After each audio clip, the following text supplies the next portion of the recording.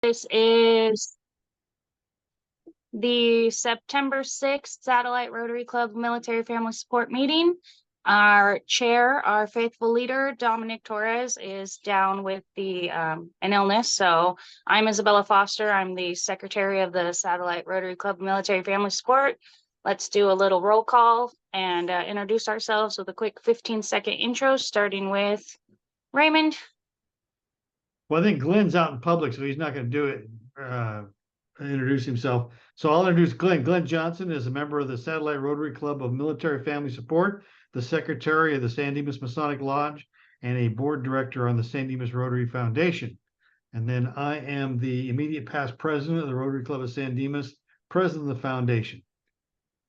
All right, and we do have our guest speaker in. Hello, Bill Ivey, executive director for Homes for Our Troops. We have your bio here, originally from Minnesota. Bill Ivey is a retired infantryman who served 31 years in the U.S. Army, mostly in light, airborne, and Ranger units. Assignments included Fort Benning, Georgia, Fort Bragg, North Carolina, Hawaii, Korea, Japan, and Iraq.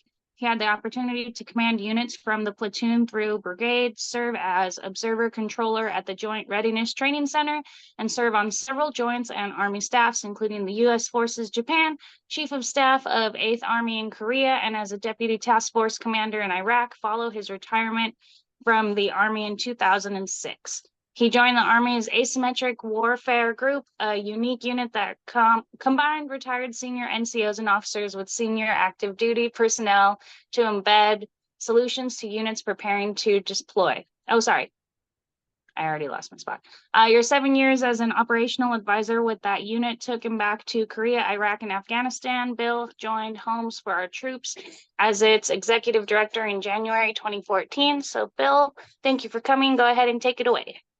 Well, thank you so much, and good evening to everybody. Hope everything's well on the West Coast. It's 9 o'clock here on the East Coast. I'd just like to take a few minutes to explain to you what we do at Homes for Our Troops. Homes for Our Troops is and feel free to jump in at any point and ask a question. This is not a hold your questions to the end of the briefing type of thing. We are a nonprofit organization, but we always like folks to understand that what we do is not charity work. What we are doing is helping American people repay a debt we owe these men and women that have been so severely injured in Iraq and Afghanistan. As a nonprofit, our mission is to build and donate specially adapted custom homes nationwide for the most severely injured veterans from Iraq and Afghanistan to enable them to rebuild their lives. And the second part of that is the real meat of what we do. To date, we've built 364 homes in 45 states around the country. We have 70 active projects ongoing around the country right now. The veterans for whom we build were severely injured in Iraq and Afghanistan, and we define severely injured as multiple amputees, paralyzed, or blind. So the kids we're building homes for are pretty banged up from the tours in Iraq and Afghanistan. The home we build has over 40 major adaptations that makes the home completely accessible to them in their wheelchair. So there's nothing they can't do from their chair. There's no place they can't go, no place they can't do a 360 in their chair. But really, what really makes us different from other nonprofits is we stay in contact with our veterans for life. And that gets to our tagline of building homes, rebuilding lives. And for us, the main mission is helping these guys and gals rebuild their lives. So we have a staff of 6 folks that all they do is stay in contact with the veteran, following up where there's periodic check-ins if there's wildfires, earthquakes, hurricanes, tornadoes, make sure they're okay, make sure their home is okay, and then building our network of other nonprofits, corporations, government organizations.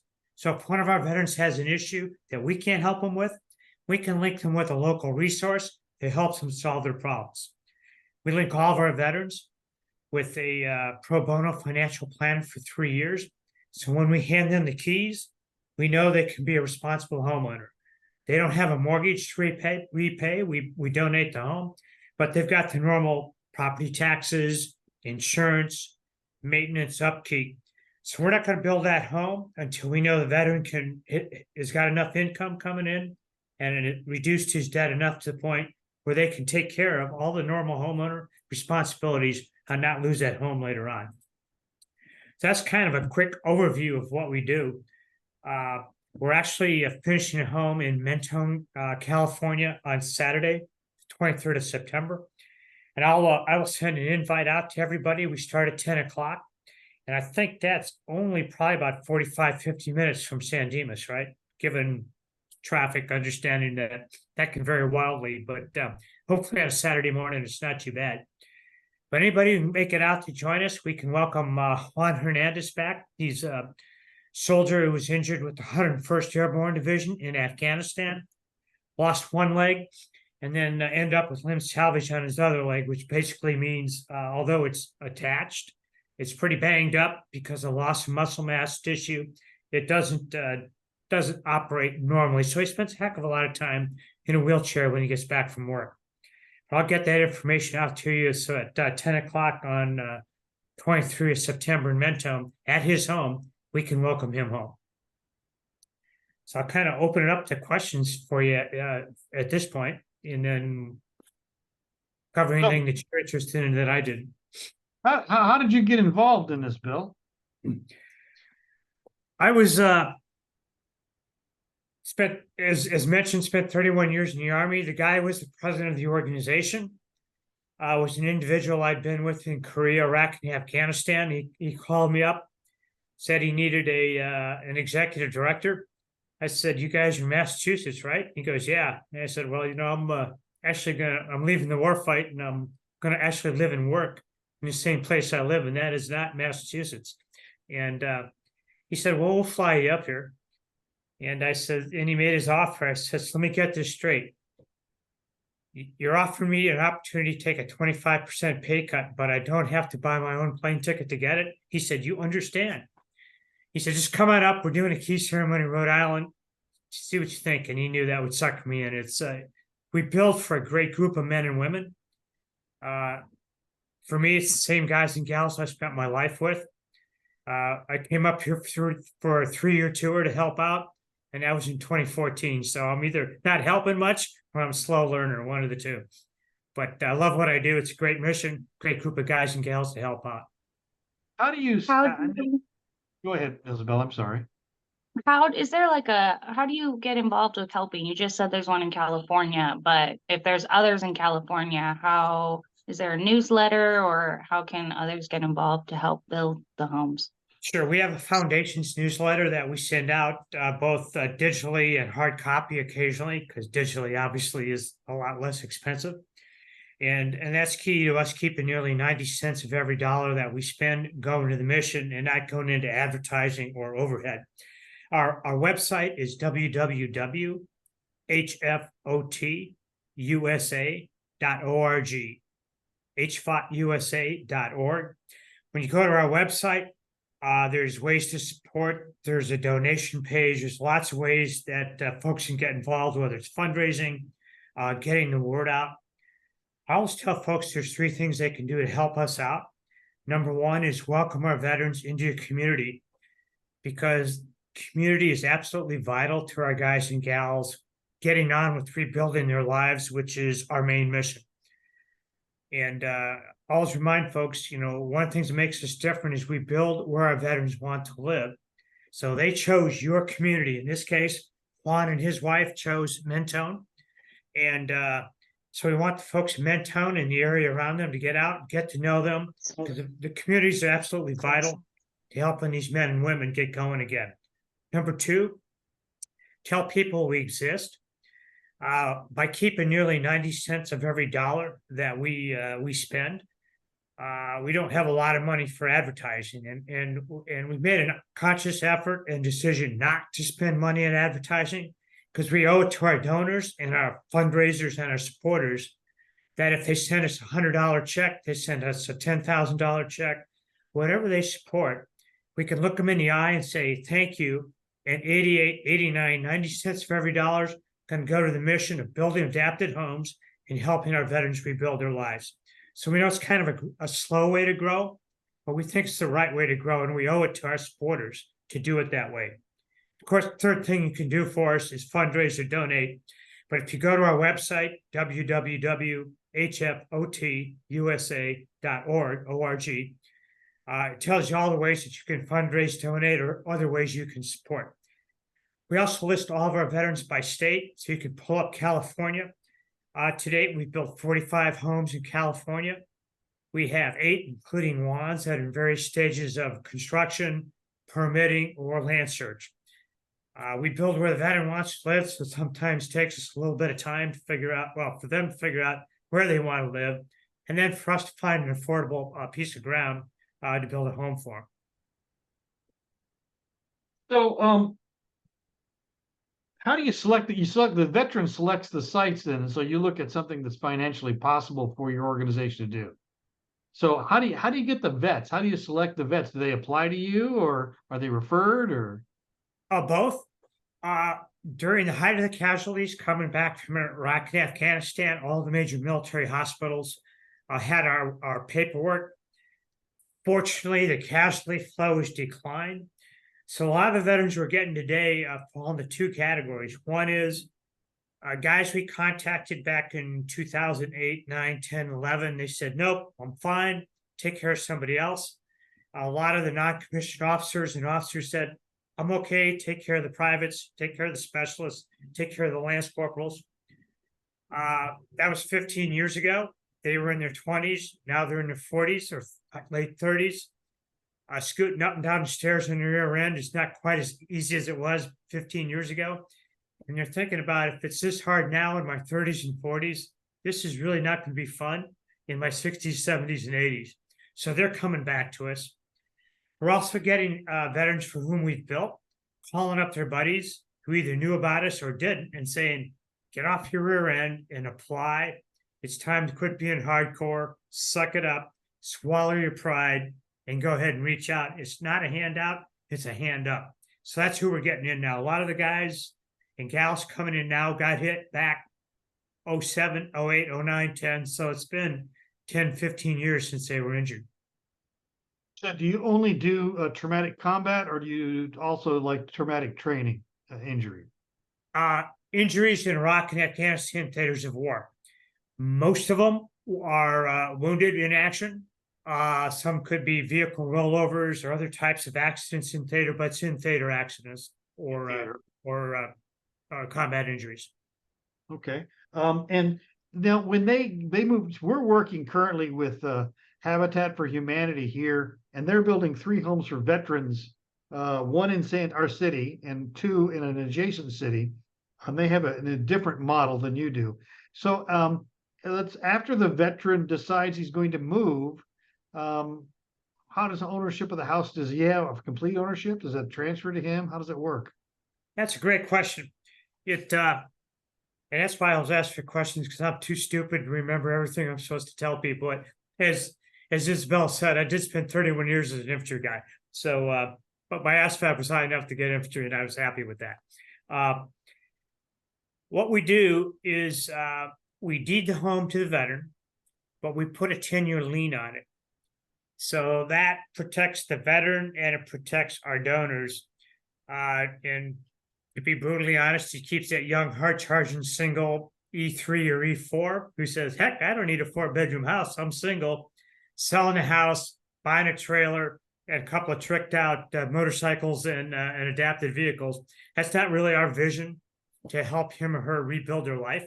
And we're pretty sure it's not our donors and supporters' vision. So they have no equity in that home for the first 5 years. Then they accrue 20% a year for 5 years. So at the end of 10 years, they own that home free and clear, but now they're 10 years older. They've been in the community for 10 years. They may have a job, the spouse may have a job, they may have either added children or had children, kids are in school, they're established, and it's just an added incentive to help them stay put and rebuild their lives. So that's how we work it. As I said, we stay in contact with them for life. So we monitor it with the lien. We know if they fall behind on their homeowner's insurance, so we can pick up the call and softly or stridently suggest that they get off their rear end and do it. We link all of them with a financial plan for 3 years, so we know how that's all going. And we also have a company that on a pro bono basis monitors property tax payments. So if one of our guys or gals fall behind, we get notified and we get on them before they get so far behind, it becomes a challenge. So again, it's everything we can do to set these guys and gals up for success.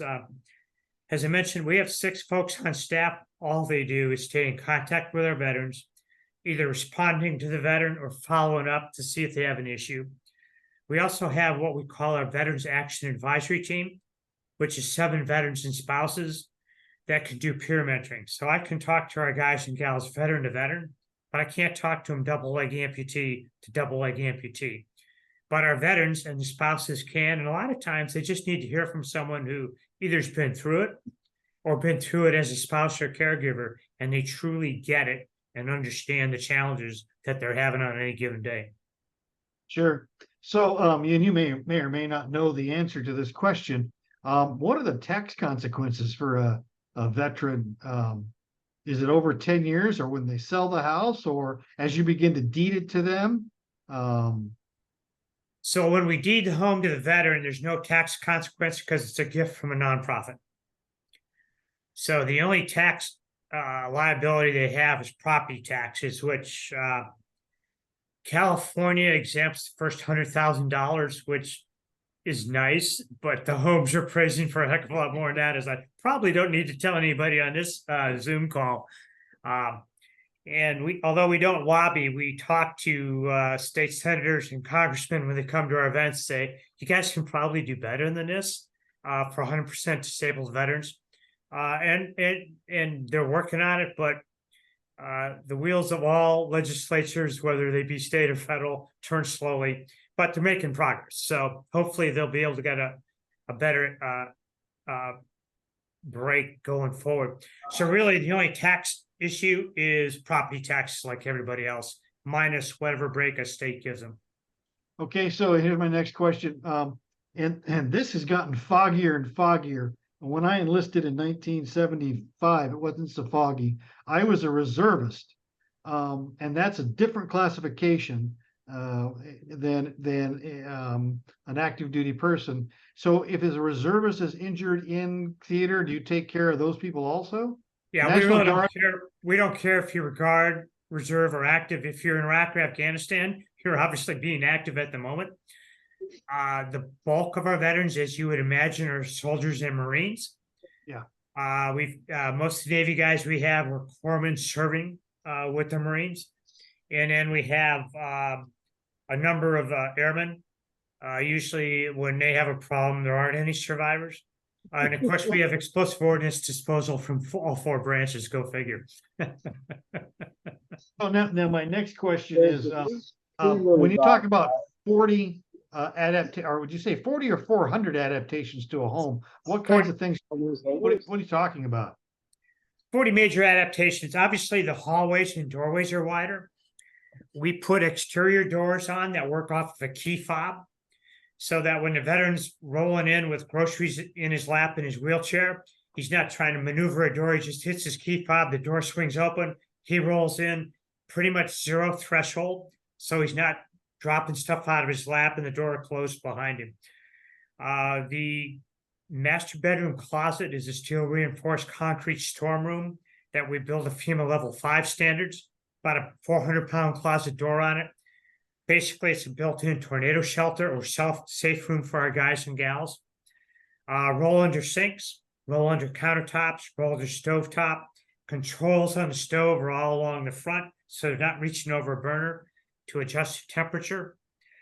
The roll-in shower is probably one of the major features they like. They can roll in, again, no threshold, transfer from their chair to an L-shaped bench, scoot over, take a shower, not get their bench wet. The shower works off of the digital thermostatic valve, so they can set the exact temperature, and it lets you know when it's at that temperature, because a lot of our veterans, because of burns or nerve damage, can't feel whether the water's hot or cold. So they're not going to inadvertently get into a scalding situation because they can set that temperature and know what it's going to be.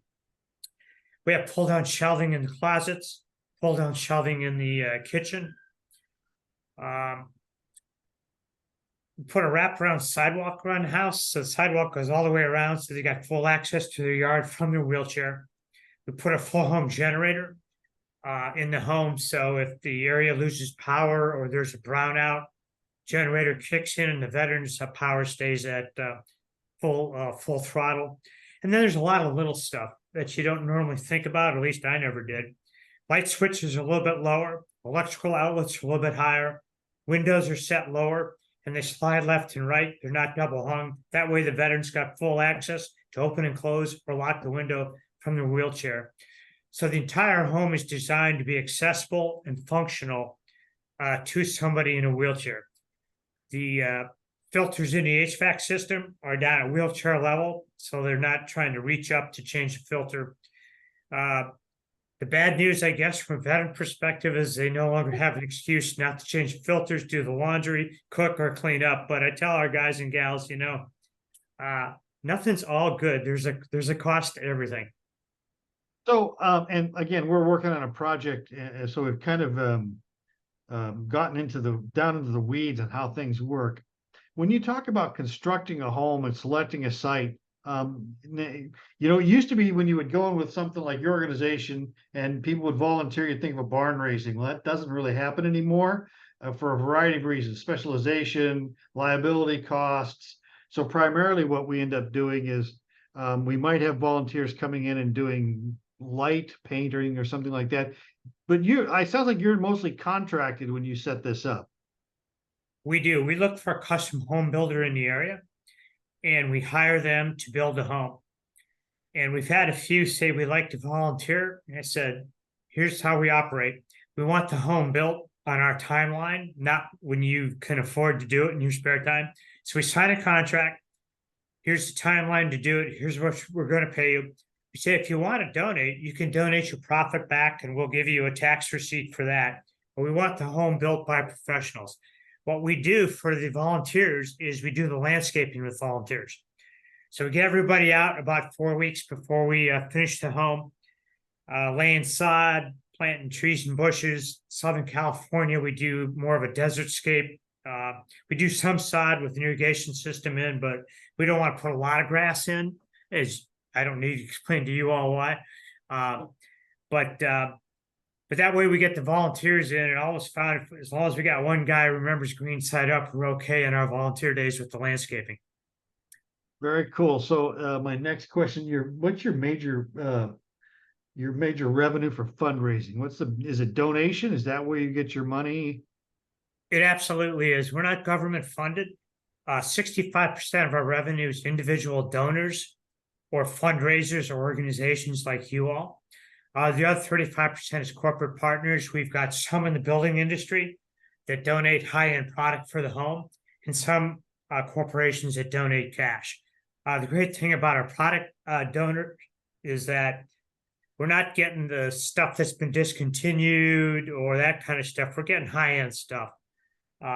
Whirlpool's a big one on the appliances. They donate, of course, front load washers and dryers, so the veteran doesn't have an excuse not to do the laundry, but so that it is accessible to him or her to do. And of course, they donate refrigerators, dishwashers, stoves, ovens, the whole shoot and match. CertainTeed is a big product donor with siding, roofing, drywall, and insulation. So our donors take about $125,000 to $150,000 of product cost off the table for us, which is good. But as you all know, it's getting more expensive to buy land and build homes every day, and I'm not sure it's going to really go south anytime soon. And how many homes are you doing a year, Bill? We're going to finish 23 this year. 3 of the ones we plan to do slipped into FY24. Our fiscal year ends 30 September.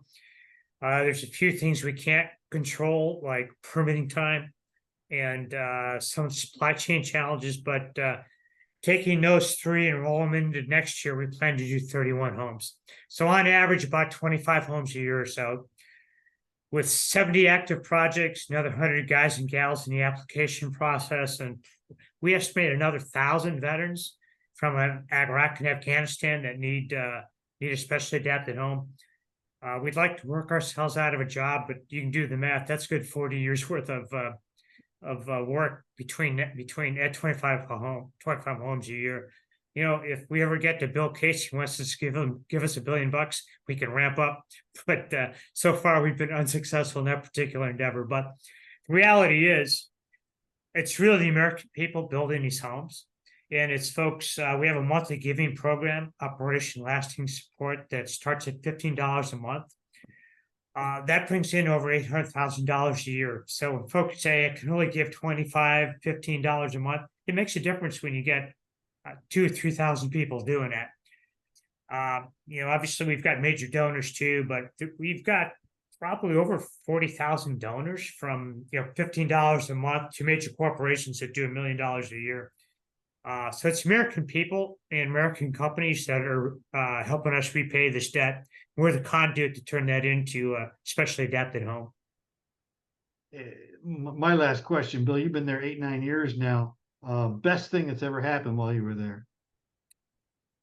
I think probably the best thing that ever happens 23 times this fiscal year is handing the keys to a veteran and his or her family. Really hard to put into words what it feels like to hand them the key and then hand them the key fob, because that's what opens the front door, and watch them roll in and get that. You know, we're not the guys that says, move that truck, here's your new home. It takes about once we get going, 9-10 months to build a high quality home.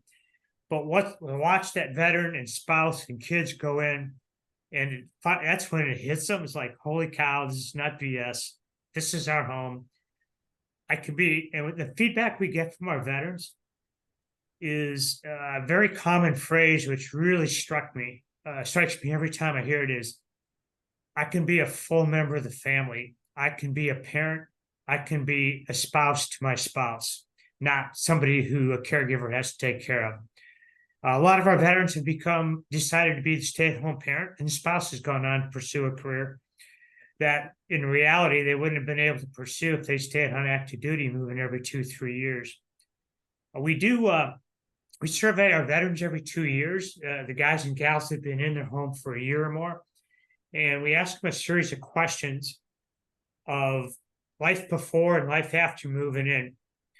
And I'll just share 2 of the stats with you, and I'll also forward our by the numbers stats to you. But over 95% of our veterans have said they have less stress in their life after moving in. And although that sounds good, I mean, that's, when you think about it, anything that takes a little stress out of your life is probably a good thing. Well, not probably, it darn sure is. Employment for our veterans went up 123%. After they moved in, because they're not spending all day just getting ready to go to work. Spouse caregiver employment went up 273% because they get their life back too. They're not just a caregiver. That doesn't define them any longer. They're a spouse, they're a mother, they're a father, they're following a career because their spouse can take care of the kids from a wheelchair. So it's pretty, the impact on the spouses and caregivers is actually bigger than it is in the veterans, which shouldn't have surprised me, but it did first time we did the survey. Well, I'm out of questions. Isabella or Anthony?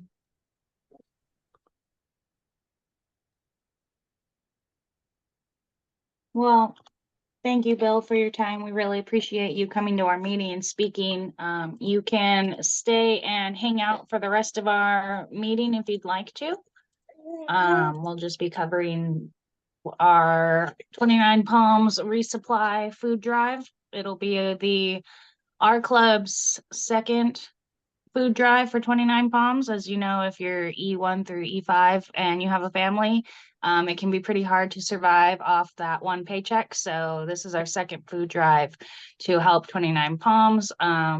We hope to be doing Pendleton pretty soon, adding that to the list. But yeah, so we'll be doing that September 30th.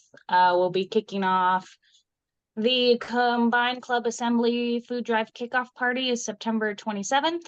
at High Point, and that's at 6 p.m. And the Chamber of Commerce will also be adding to that as a mixer, if I'm correct on that. The Masonic Lodge will be open right after that, and then Thursday, Friday mornings, I believe by appointment, if there's any drop-offs that need to be done early, and the actual food drive is September 30th. Each time we've done this, we've raised about 5 tons of food. Last food drive, what was it? $10,000 we raised. $13,000 in donations and just over 5 tons of food. This is the mid-year. We want 3 tons, I think, and we won't turn any money away. That's always good. All the transportation is handled. Everything is good to go on it. All of the we did send out letters. We included this time all the young Marines on the West Coast, all Vietnam Veterans of America posts in California, Arizona, Nevada, all Marine Corps League detachments in the Western states, all VFW and all American Legion posts south of Bakersfield. So that's about 400 organizations that received a letter. We've already getting checks and emails. So they're obviously, hopefully they'll also respond with food. So Bill, I don't know if you know, but 22,000 active duty families, 213,000 National Guard reservists, and 1.2 million veterans receive food assistance. And there are food pantries on almost every major military base in the United States. We currently support 1 and plan to support at least 3 through this small little club. And so that's our big project coming up. And then also coming up is the Marine Corps dinner, which is our fundraiser for Making Spirits Bright. We raise money on the Marine Corps dinner, the Marine Corps birthday on which is November 10th. And that money goes to buy Christmas gifts for enlisted families at Pendleton and 29 Palms. Some of the money goes directly to the Armed Services YMCA. And so that's our next major event following the food drive. So we got the 2 months are gonna be pretty busy. Yeah, November 17th. Porter, if you're available, we'll be doing a food pantry tour of Pendleton, like we did for 29 Palms. More on that will be delivered as we get information, times, etc. The 2026 committee. Raymond, when's the next meeting on that? Let me see.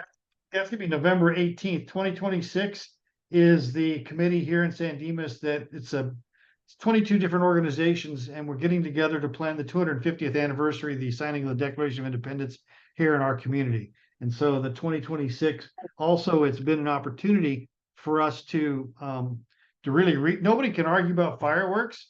So we basically have all kinds of people coming together from all kinds of different organizations that you wouldn't see sitting at the same table, who are not only working on a project, but they're also speaking together, which was really the point of it, why we came up with it. So it's kind of cool. That's going on the 18th. I'm pulling up your calendar now. Yeah, we have a board meeting September 13th. Both clubs can participate in that. That's Zoom. September 26th is the United States Marine Corps Benefit Dinner Committee meeting. September 27th is the kickoff party for the food drive.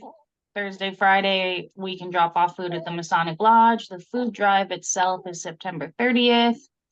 And September 20th, going back in time, is our next. And that one will have our speaker, Commander Chris Irwin, U.S. Navy retired. He is a Navy SEAL commander who will present to our club on the SEAL Foundation. And then I'm going to be working up. We'll flesh out October, November, December, in the next few days. That's it. That's all I got. Do you want to close us out with our 4-way test? Did you have a Can I ask question, Bill? one question? Sure. Yeah. What would be a good email to send information to y'all? Rotary.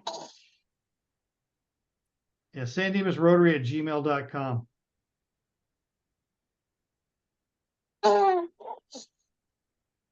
sandimasrotary@gmail.com. That's correct. And what'll happen is I'll be sending after this, after we finish, we package this up and then it goes over to our local community television station where it will be played next week 4 times. And then sometime this evening, we'll load it onto YouTube and begin to put it out via social media. But we'll also send you a link to the presentation, which our guests have really found useful in a variety of ways. Gets you new people more awareness on what you got going on. Great.